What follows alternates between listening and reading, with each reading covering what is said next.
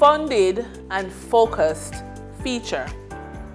When a professional woman over the age of 50 faces a Category 5 event that devastates her business, it can feel like everything she's built has been wiped away.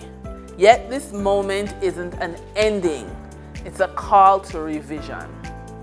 Recovery begins by grounding yourself emotionally, reassessing your mission, and rebuilding strategically from the inside out. Instead of chasing what was, focus on what's next. New systems, smarter strategies, and digital opportunities that align with your current strength. Surround yourself with people who inspire growth, not fear. And that wraps up today's business report. I'm Denise Williams, reminding you that every financial decision is a step toward your future. Until next time, stay focused, stay informed, and keep striving for success. See you soon.